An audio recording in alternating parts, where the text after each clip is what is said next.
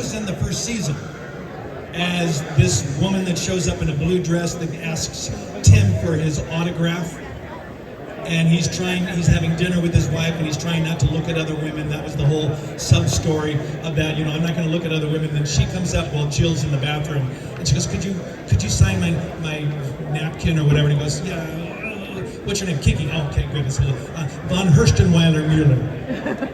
And so, and she shows up. And then when Pam left to go do Baywatch, they were looking for the next Tool girl. Or, the next Tool woman. Let's put it that way. And they couldn't find anybody. Tim didn't like this person, the producers didn't like this person. And I go to the producers because they're friends of mine, Matt, Damon, and Carmen. I go, so, are you guys having trouble finding, well, we want a girl next door. We want somebody wholesome. We want somebody, girl next door like. And I go, oh, okay. And I go to Tim, and I go, Tim, what are you looking for? He goes, well, she's got to be somebody that will look like she could be on a poster, on a Tool calendar. I need, not necessarily a pinup, but I need something. And I go, okay. And so I go to the producer and say, you know that this is what Tim wants. And they go, and I say, well, what about Debbie? She was kind of wholesome, but she looked like a pinup. And they go, well, we already auditioned her. Yeah, but you didn't audition her with, both of you guys in the same room. They brought her back and she got it, which is kind of cool, because she was able to embody both, the pinup feel and the girl next door.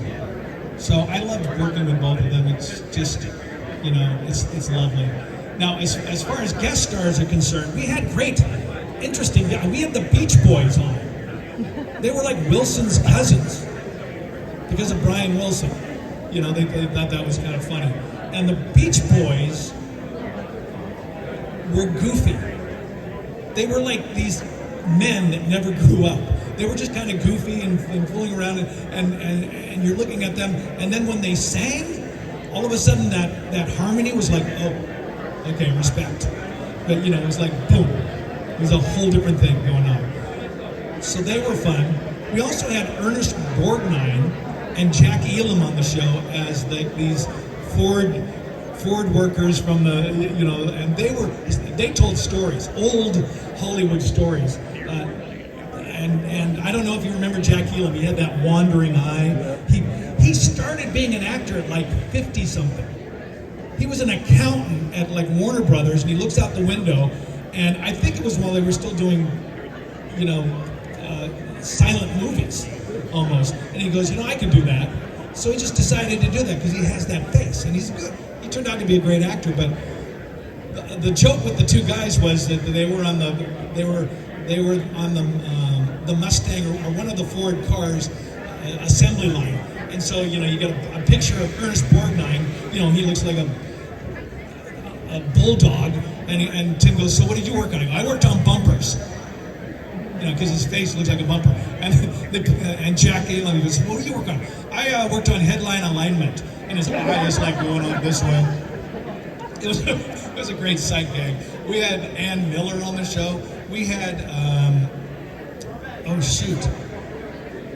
we had astronauts. And, we had astronauts on the show. We had we had a president. We had Jimmy Carter on the show because we went off and did a Habitat for Humanity in Atlanta.